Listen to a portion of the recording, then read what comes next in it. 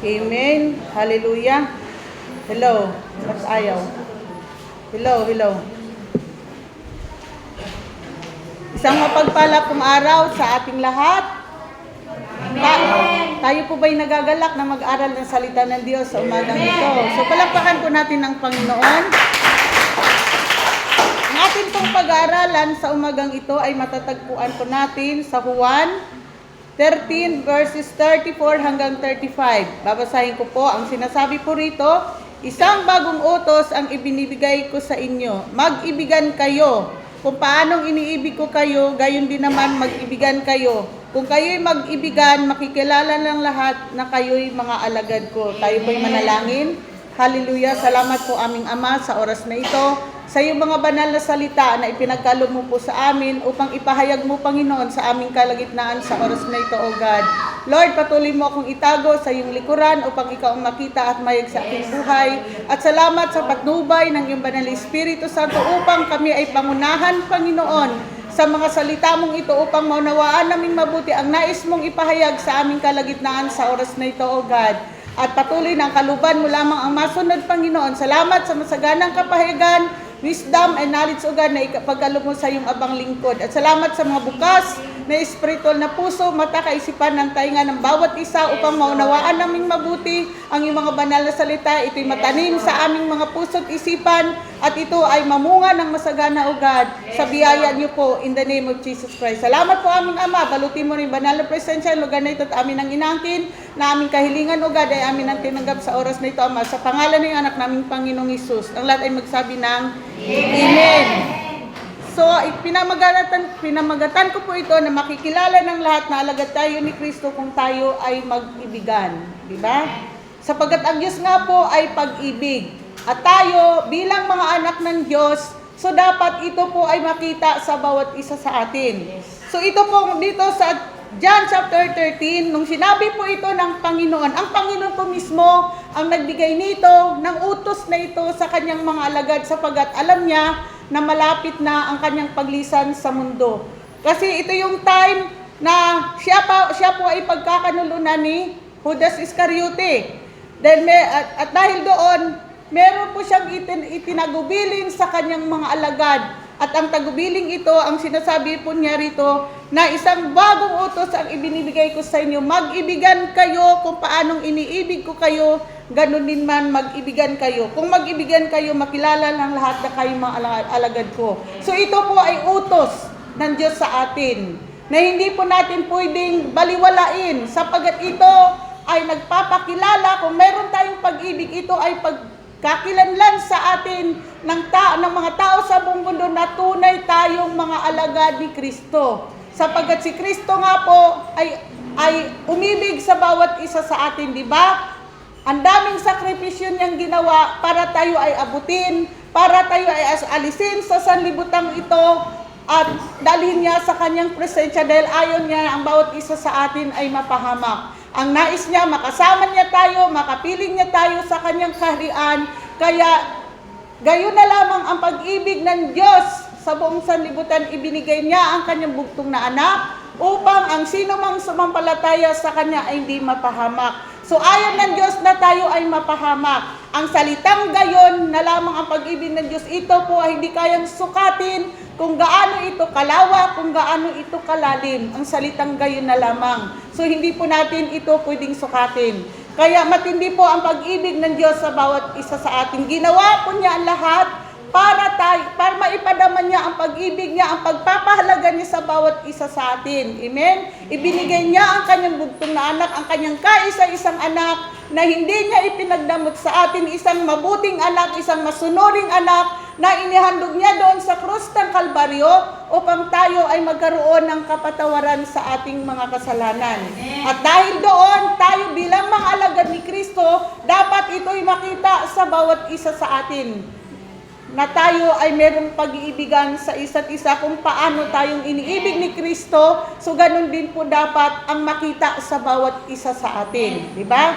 Kaya sabi po sa unang Juan chapter 3 verse 16, paano po ba natin maipadama yung ating pag-ibig sa ating kapwa katulad ng pag-ibig ni Kristo. Sinasabi po rito, dito natin nalalaman ang pag-ibig. Inaalay ni Kristo ang kanyang buhay para sa atin, kaya dapat din nating alay ang ating buhay sa ating mga kapatid. Amen? So kung paanong inalay ni Kristo ang kanyang buhay sa bawat isa sa atin upang tubusin tayo sa ating mga kasalanan at maipadama ng Ama at ng Anak ang kanilang dakilang pag-ibig sa bawat isa sa atin, ito din po ay hinihiling ng bawat isa sa atin na kanyang mga alagad na dapat din po nating ipakita o ipadama yung pag-ibig na ipinadama ni Kristo sa bawat isa sa atin. So dapat po, ito ay mararamdaman ng mga kapatid natin sa pananampalataya o bagay sa lahat ng mga tao na nasa ating paligid at kahit tayo nga po ay tunay na alagad ni Kristo dahil meron tayong pag-ibig sa ating mga puso at ito ay ipapakita natin o ipaparamdam natin ito sa lahat ng mga tao na nasa ating paligid, lalo na sa mga kapatid natin sa pananampalataya. Di ba, ang pag-ibig ay ipinadama ng Diyos sa lahat ng mga tao na kanyang nilikha. Kaso nga laang, ang mga tao ang pumili kung ano yung buhay na gusto nila, kung mas iniibig nila ang mga bagay ng mundong ito kaysa mas ibigin nila ang ating Panginoong Diyos na nagbigay sa atin ng buhay, ng lakas at ng hininga. So dapat po, ganun din po tayo, ibigin po natin ang ating kapwa. Amen? Kung paano inalay ni Kristo ang kanyang buhay sa atin, ganun din dapat ang gawin natin. Ialay natin ang ating buhay sa ating mga kapatid. So kung meron tayong mga kapatid na nangangailangan ng tulong at may kakayanan tayong tumulong, ibigay po natin ito. Kung kailangan nila ng panalangin sapagkat wala tayong kakayanan na magbigay ng financial para sa kanila, ang magagawa lang natin ay ating ipapanalangin sapagkat may power po ang pananalangin. Kumikilos po ang Diyos sa lahat ng mga tao na ating ipapanalangin, lalo na kung ito ay may kalakip na pag-ibig sa ating mga puso. Amen? Dahil kung meron po tayong pag-ibig katulad ni Kristo, na inalay niya ang kanyang buhay sa bawat isa sa atin, at kung ito'y ipadama din natin sa ating kapwa, pag nakita natin ang ating mga kapatid na may mga problema sa buhay, kaguluhan, pagsubok, di ba tayo'y nahahabag sa kanila, naawa tayo sa kanila sapagkat mahal natin sila dahil mga kapatid natin sila sa pananampalataya, dahil yung pag-ibig ng Diyos ay ipinagaloob sa atin at dahil doon, ito rin po ay ipapadama natin sa iba. Ang gagawin natin sila po ay ating ipanalangin, di ba? At naaawa tayo sa kanila dahil nais natin silang tulungan.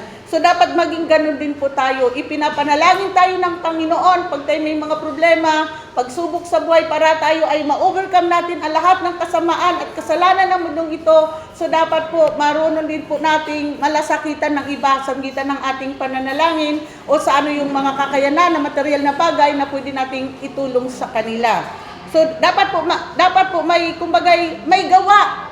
Hindi yung sasabihin, mahal ko ang aking kapatid, pero nakikita mo naman, giniginaw, ang dami mong kasuotan, hindi mo man lang abutan ng damit para siya'y mabihisan at hindi siya ginawin. Nariyan na wala siya nga magulo ang kanyang puso't isipan, hindi mo man lang, halika kapatid, ikay aking ipanalangin para magkaroon ka ng kapayapaan sa iyong puso't isipan, di ba? So dapat po maging ganun po tayo.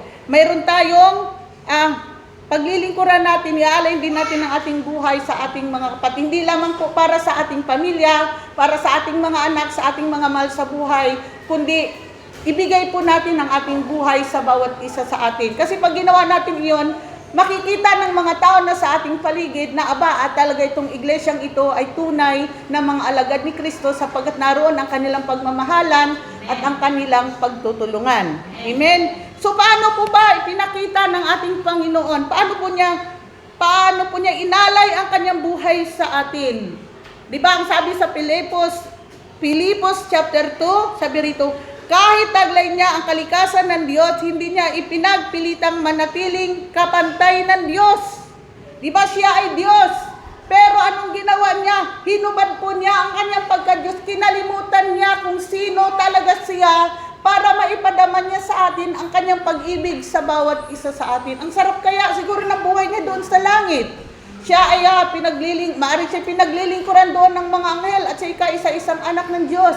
Pero hinubad po niya ito para sa atin, para siya ay magpakumbaba, maabot po niya ang bawat isa sa atin at maipadama niya ang pag-ibig ng Ama sa bawat isa sa atin sa pamamagitan ni Kristo. So gano'n din po tayo kung minsan kung kinakailangan kalimutan po natin yung ating mga pride, yung anumang meron tayo, kung sa anumang antas na ating kinatatayuan, kung minsan kailangan natin ding bumaba para maabot natin yung mga nasa mababa at maipadama po natin sa kanila yung tunay na pag-ibig na ipinagkaloob sa atin ng Panginoon. Amen? Kasi kung hindi po natin ito gagawin, hindi po makita sa atin at wala tayong pagkakakilanlan na tayo nga ay tunay na mga alagad ni Kristo. Amen? Magpakumbaba po tayo kung kinakailangan, hubarin natin kung sino tayo, kung ikaw man ay presidente ng Pilipinas. Katulad po ng mga nangyari ngayon sa buong mundo dahil kaya sila nag-away-away dahil sa pride. Ang kanilang pinapairal. Sila yung magaling, sila yung ma-pride sila, mataas ang tingin nila sa kanilang mga sarili. Kaya ano ang nangyari? Maraming naapektuhan, maraming nadamay na mga sibilyan na mga tao. Pero kung ang ating pairalin ay pag-ibig, mga kapatid, wala pong kaguluhan, walang away, walang pagkakampi-kampi, walang gera na magaganap sa buong mundo sapagkat ang pag-ibig ay pumapawi ng maraming kasalanan. Kasi kung mayroon tayong pag-ibig, kahit anong galit ang ating mararamdaman sa ating kapwa, hindi po natin iyon paiiralin, mas pairalin natin yung pag-ibig, alang-alang sa Panginoon, lalong-lalo na kung tayo ay mga alagad ni Kristo. Dahil nais natin na maipakita sa kanila na ito ako, alagad ako ng Diyos. So ang kailangan, yung pag-ibig na galing sa Diyos, na ipinadama niya sa akin, na ipinagkaloob niya sa akin, kailangan ko itong ipadama rin sa bawat isa sa inyo. So dapat po maging ganun po bawat isa sa atin, hindi lamang kayo, maging ako rin po, bawat isa sa atin. Dahil tinawag tayo ng Diyos upang tayo ay magmahalan, upang tayo ay mag-ibigan, upang makita ng mga tao na tunay nga tayo na alagad o tagasunod ni Kristo. Diba? Bakit ang Panginoon, ang lahat ay inibig niya. Ang Panginoon ay hindi siya gumawa ng masama kanino man. So dapat maging ganun din po tayo. Kung kinakailangan, lunukin natin yung ating pride, hubarin natin kung sino tayo upang maabot natin yung mga nasa mababa at maipadama natin sa kanila yung pag-ibig ng Diyos sa kanila. Gawin po natin ito, mga kapatid. Ang sabi pa po rito sa verse 7, sa kahalip ko sa niyang binitawan ang pagiging kapantay ng Diyos at namuhay siya na isang alipin. Tingnan po natin, siya ay nag-iisang Diyos. Siya ay nasa langit, nasa kaharian ng Diyos. Pero ang ginawa niya, hindi po siya nanatiling maging kapatay ng Diyos, kundi hinubad niya ang pagka-Diyos at siya ay naging alipin ng bawat isa sa atin. So paano po siya naging alipin sa bawat isa sa atin?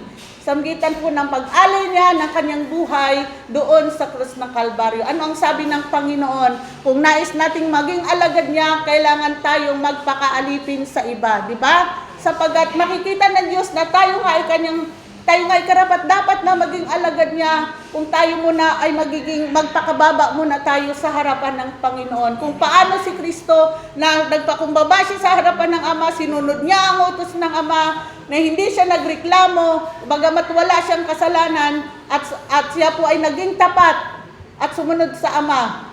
Kaya po siya ay tinaas ng Ama. So ganun din po ang bawat isa sa atin.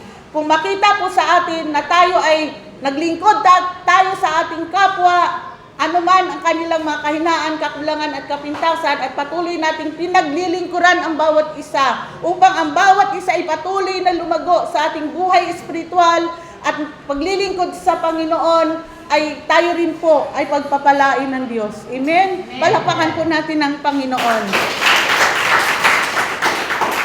Sa verse 8, sabi, nagpakumbaba siya at naging masunurin hanggang kamatayan, maging ito man ay kamatayan sa krus. Yun namang ating paglilingkod sa Panginoon upang makapaglingkod tayo sa kanyang iglesia o sa mga kaluluwa na nais na ipaabot ng Panginoon sa mga kapatid natin sa pananampalataya. Palagay ko hindi naman po ito humantong sa kamatayan, hindi naman ito humantong na tayo ibugbugin, hagupitin, o tayo ay ipako sa krus ng Kalbaryo. Di ba ga? Malayo po sa mga bagay na iyon. Pero ang Panginoon, naranasan niya ang lahat ng ito. Nagpasan siya ng krus, siya ay hinagupit, siya ay binugbog, siya ay dinuran, siya ay nilagyan ng kurunang tinik sa ulo, siya ay ipinako sa krus, siya po ay hindi nagreklamo. Sapagkat hanggang kamatayan, hindi po siya po ay sumunod, siya po ay nagpakumbaba at naging masunod hanggang sa kamatayan doon sa krus ng Kalbaryo. So ito rin po ay hinihingi ng Lord sa bawat isa sa atin. Nais ng Panginoon na patuloy tayong maglilingkod, anuman yung mga problema, pagsubok na ating maranasan dahil sa pagmamahal natin sa Diyos at pagmamahal natin sa Iglesia ng Panginoon at sa mga kapatid natin sa pananampalataya at maging sa mga tao na wala pa sa presensya ng Panginoon. Kung tayo man ay pinagtatawanan, inaalipusta tayo, okay lang yon. Ang mahalaga, magpatuloy po tayo doon sa hangganan na ipinapagawa sa atin ng Panginoon. Katulad ng ginawa ni Kristo na hanggang sa kamatayan sa krus, siya po ay nagpakumbaba sa harapan ng Ama at hindi po siya nagreklamo. So dapat maging ganun din po ang bawat isa sa atin. Ano man yung mga problema, pagsubok, kaguluhan na nangyari sa ating buhay o sa ating paligid, patuloy po nating ibigay ang ating buhay para sa mga kapatid natin sa pananampalataya, sa mga tao na nangangailangan ng tulong na nais ng Diyos na maligtas ang kanilang mga kaluluwa. Kailangan po natin silang abutin at magpatuloy tayo kahit ito man ay hantong sa ating kamatayan. Amen? Sapagkat kung tayo naman ay mamatay, alam naman natin kung saan po tayo pupunta kaya hindi mawala ng kabuluhan yung mga pagpapagal na ating ginagawa dahil sa pag-ibig na ating nais nating ipadama sa ating kapwa. Sabi po rito, yung ating, at hindi lamang ating mga kasalanan, di ba hindi lamang yung kasalanan ang binayaran, kundi dahil sa kanyang mga latay at sugat, tayo din po ay pinagaling sa ating mga karamdaman, dahil sa kanyang pag-ibig sa bawat isa sa atin. Amen? At dahil din ang nais makita ng Panginoon na pagmamahal, ang bawat isang mananampalataya ay kanyang tinawag at pinagsama-sama samgitan ng ating pananalig at pananampalataya sa Kanya. Kaya inuutosan din po tayo na magmahalan katulad ng Kanyang pagmamahal sa bawat isa sa atin. So paano po ba natin ipadama o maipakita sa mga kapatid natin sa pananampalataya o maging sa lahat ng tao na tayo ay isang mananampalataya? Bilang alagad ni Kristo, ano po ang dapat nating gawin upang maipadama po natin ito sa ating kapwa, lalo na sa mga kapatid natin sa pananampalataya? Sabi sa Filipos chapter 2 verse 1, kaya nga yamang mayroong kasiglahan kay Kristo, mayroong kaaliwan ng pag-ibig. So tayo po ba ay naaaliw sa pag-ibig ng bawat isa na ating naranasan? Kayo po ba ay naaaliw sa pag-ibig na ipinapadama ng iyong kapatid sa iyo o ikaw mismo, ikaw ba ay naaaliw din doon sa pag-ibig na ipinadama ng kapatid mo sa iyo? O ikaw ay naiinis sa iyong kapatid? O ikaw ay nagagalit sa iyong kapatid? Dahil ang mas tinitingnan mo sa iyong kapatid, yung kanyang kakulangan o yung kanyang kahinaan. So dapat, meron po tayong kaaliwan. Amen? Ang sabi rito, meron tayong kasiglahan, meron tayong kaaliwan ng pag-ibig. Di ba nararamdaman natin na aaliw tayo sa pag-ibig na ipinadama ng Diyos sa bawat isa sa atin. So dapat tayo rin po ay naging kaaliwan din po tayo sa mga kapatid natin sa pananampalataya dahil nararamdaman nila yung pag-ibig ni Kristo sa ating mga buhay at ganon din po tayo sa kanila, naaaliw rin po tayo sa kanila. So anong gustong ipakita ng Panginoon? Nung bago siya umakit sa langit, ang sabi niya, magtiisan kayo sa isa't isa. Alam kasi ng Diyos na ang kanyang mga alagad, at mismo ang mga alagad niyang ito ay kanyang nakakasama sa araw-araw. Alam niya na ang bawat isa ay merong kanya-kanyang kahinaan o merong mga kapintasan o kakulangan. Pero naroon pa rin po ang kanilang pagkakaisa kahit minsan na hindi sila nagkakaunawaan. Kung minsan sila ay hindi nagkakaintindihan, nagkakasamaan ng loob, pero nagpapatuloy pa rin sila sa paglilingkod sa Panginoon, alang-alang sa pag-ibig ng Diyos na nais nilang maipadama sa mga tao. So ganun din po ang bawat isa sa atin sa loob ng iglesyang ito. Wala pong perfecto dito kahit isa. Ako po ay hindi rin po perfecto. Ako rin po ay may mga kahinaan, kakulangan at kapintasan. At ang bawat isa sa atin ay meron po noon.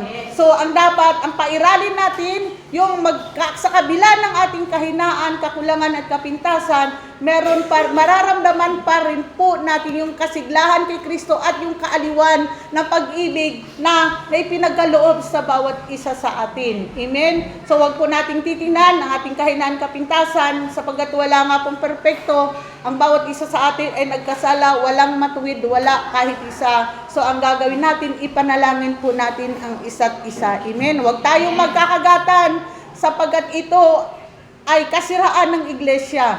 At makikita ng mga tao sa paligid, ito baga ang mga alagad kay Kristo. Ang galing mangaral ng salita ng Diyos, pero magulo sila sa loob ng kanilang iglesia. Sila ay nagkakampi-kampi, nagkakababahagi, nagsisiraan at kung minsan humahantong pa sa pagbabarangay. So hindi po siya maganda.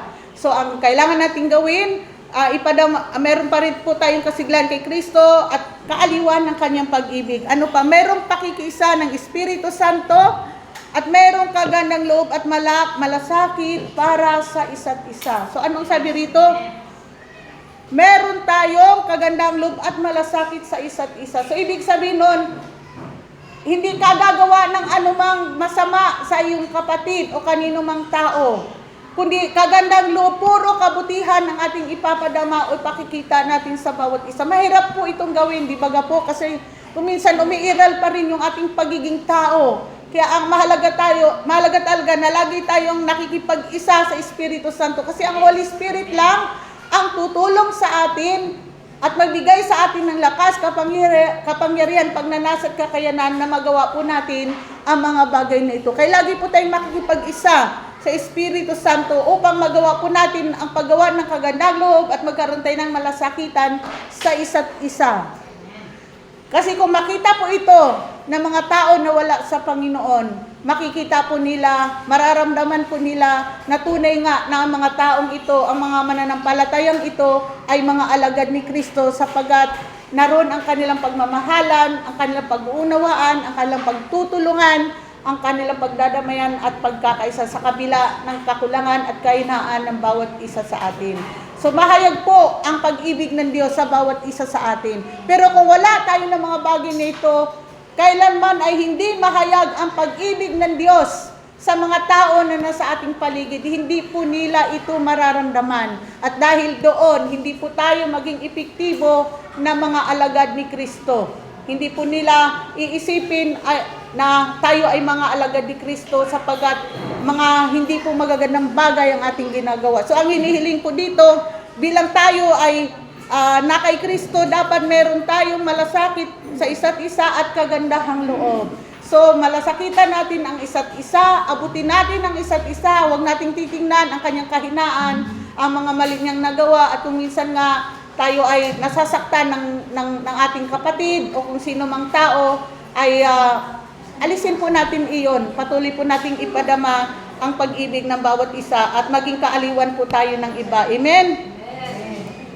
So kung wala po tayong ganitong katangian na kagandang loob at malasakit, wala pong maniniwala sa atin na tayo nga ay mga alagad ni Kristo sapagkat ito ang kanyang mga katangian. At dahil tayo mga alagad ni Kristo, dapat ito rin po ang maging katangian ng bawat isa sa atin. So hindi po dapat makita sa atin ang mga panlalamang, pagsisiraan, pag-aaway-away, mga panglalait, paninirampuri, pagkakampi-kampi, pagkababahagi, at hindi po dapat magkagatan dahil mauubos po tayo dito sa loob ng church. Hello? So yung kahinaan ng iyong kapatid, huwag mo nang ikwento sa labas. Kahit lalo na sa mga hindi mo kapatid sa pananampalataya, kahit yan pa ay kamag-anak niya. Dahil tayo rin po ang masisira doon.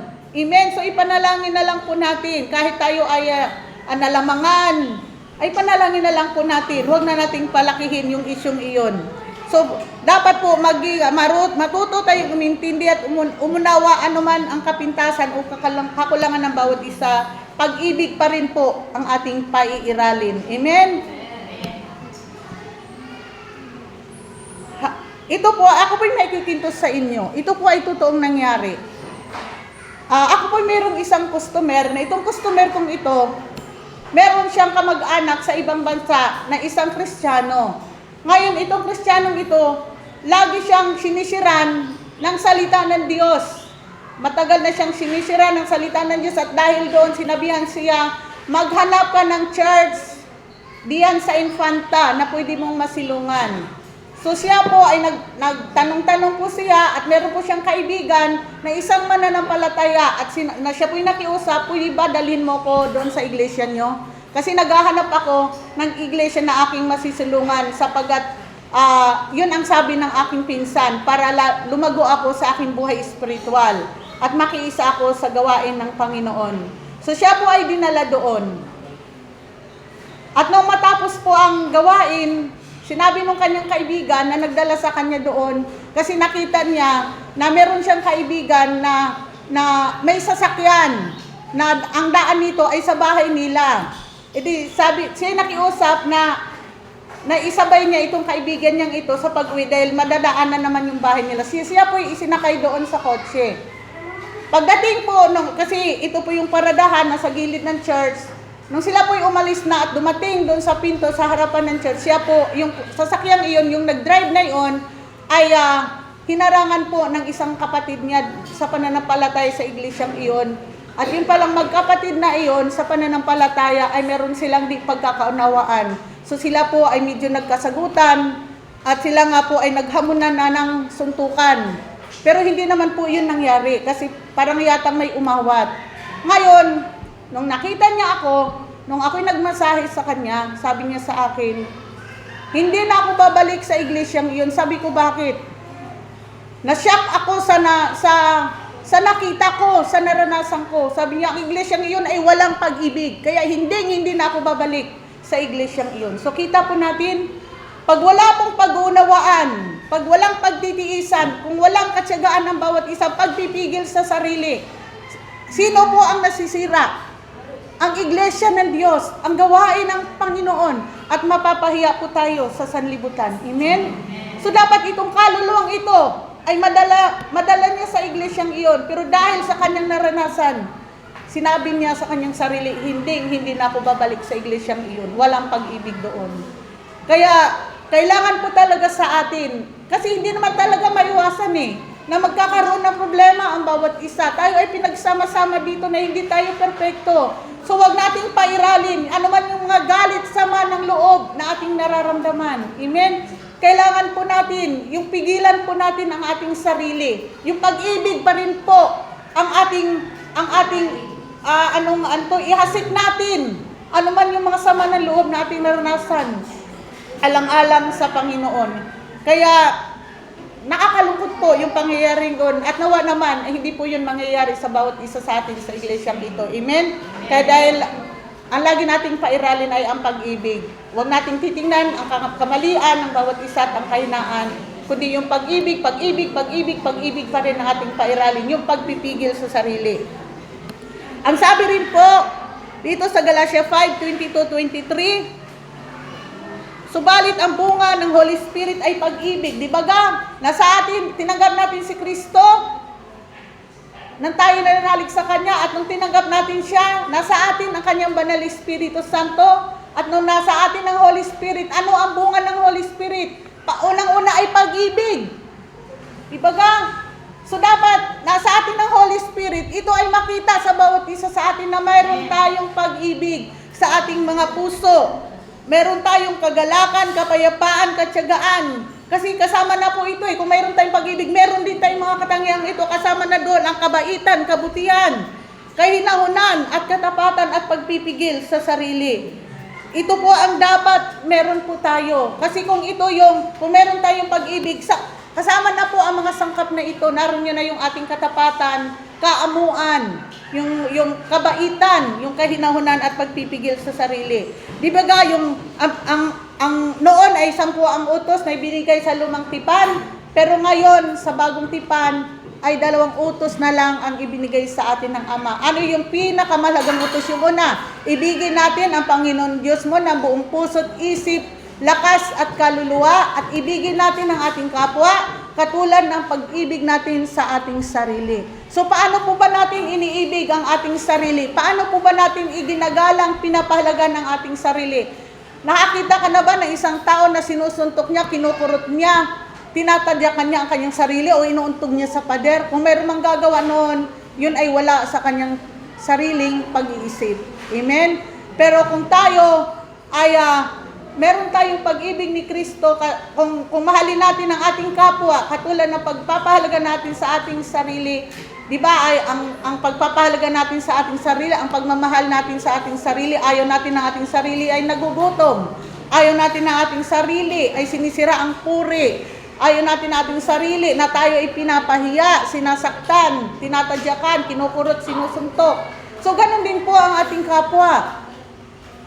Huwag din po natin gawin iyon sa kanila. Kung ano yung gusto mong gawin sa'yo, ay siya mong gawin sa iyong kapwa. So ibig sabihin, pag sinisira ang puri mo ang kapwa mo, ibig sabihin gusto mo rin na ikaw ay sinisira ang puri.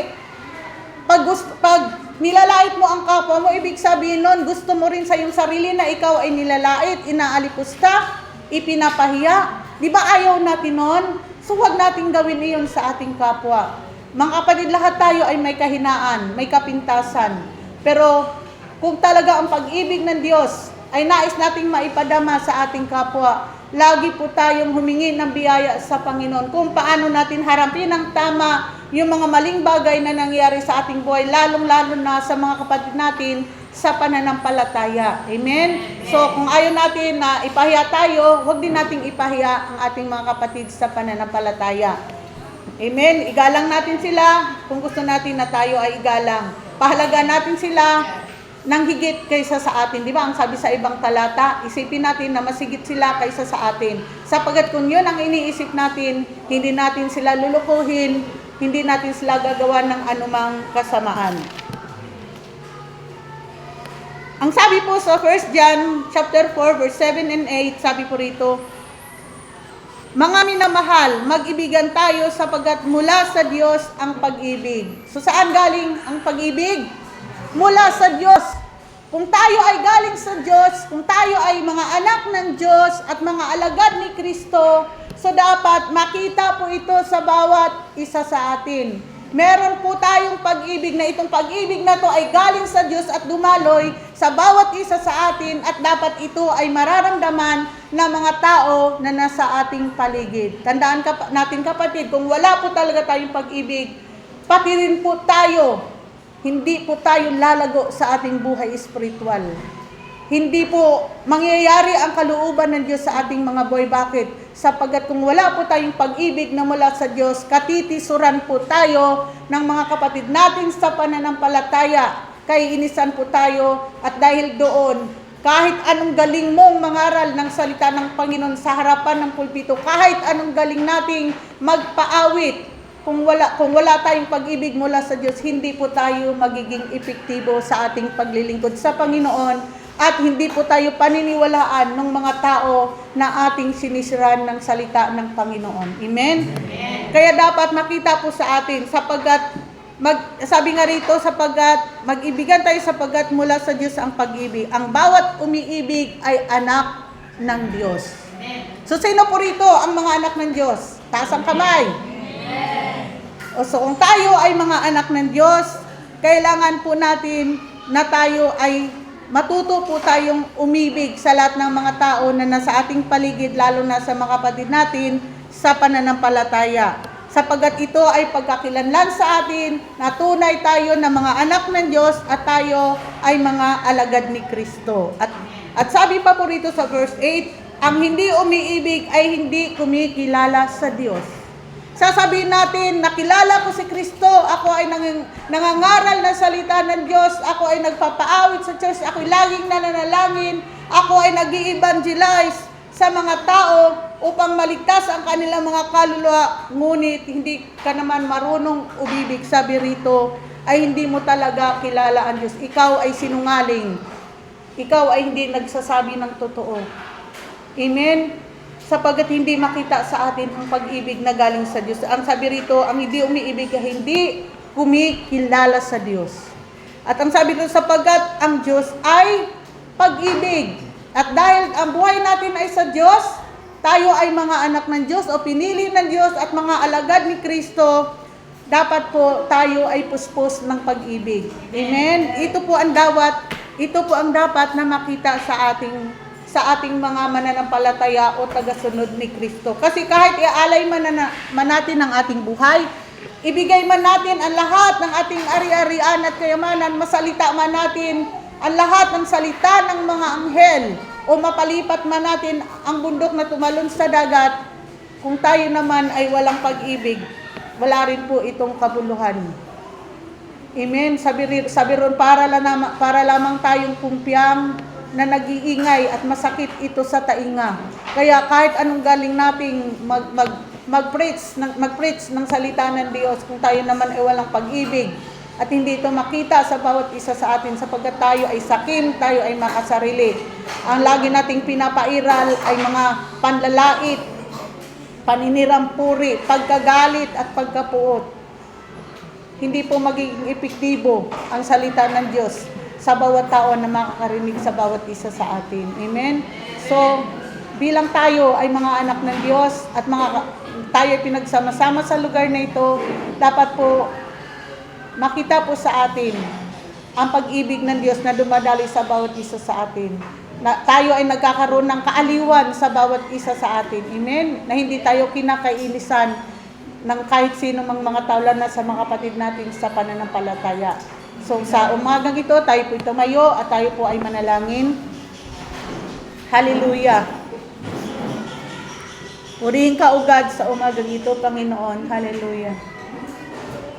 Alam niyo po ba yung kanta na yung pag-isahin mo? Yung pag-isahin mo ang laman ng aming puso. Pag-isahin mo ang laman ng aming isipan. Bigkisin ang iyong pag-ibig, bigkisin ang iyong pagmamahal. Jesus, maghari ka sa aming buhay. Minsan pa, pag-isahin mo. Pag-isahin mo ang laman ng aming puso. Yes, Lord, pag-isahin mo kami. Pag-isahin mo ang laman ng aming isipan. Bigkisin ang iyong pag-ibig, bigkisin ang iyong pagmamahal. Jesus, maghari ka sa aming buhay. Yes, God, hallelujah. Pag-isahin mo kami, Panginoon, sa isang espiritu, O God, ng iyong pag-ibig, O Diyos, upang makita ka sa aming mga buhay, upang mahayag ang pag-ibig mo sa aming mga buhay, Panginoon.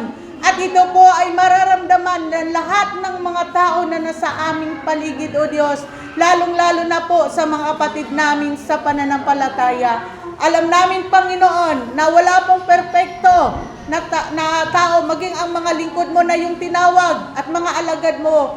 Hindi pa rin po kami perpekto, O God. Kung minsan, Panginoon, nadadaig pa rin kami ng aming kahinaan, O God.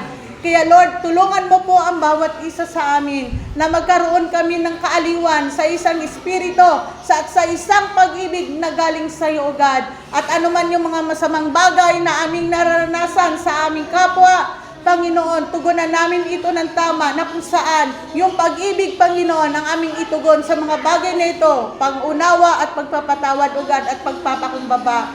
Hallelujah. Kaya sapagat sinabi mo, Panginoon, sa iyong mga banal na salita, ang hindi umiibig ay wala talagang tunay na pagkakilala sa iyo. Kaya tulungan mo po kami, Panginoon, na mahalin namin ng isa't isa, tanggapin namin ng isa't isa, Panginoon. At dahil wala nga pong perfectong tao at dahil doon wala rin pong perfectong iglesia, O God. Salamat po, patuloy na ang mga salita mong ito ay patuloy na nahasik sa aming mga puso. Ito ay magkaugat, Panginoon. Ito'y umusbong, lumago at mamunga ng masagana sa aming mga buhay upang makita ng lahat ng mga tao na kami nga po, O God, ay tunay mong mga alagad at tagasunod. Salamat po sa lahat ng ito. Nawa ang iyong pag-iingat, ang iyong proteksyon, O God, ay maranasan namin sa aming pag-uwi, Panginoon, sa aming mga tahanan. Salamat po, salamat po sa lahat ng ito, aming Ama. In Jesus' mighty name, Amen.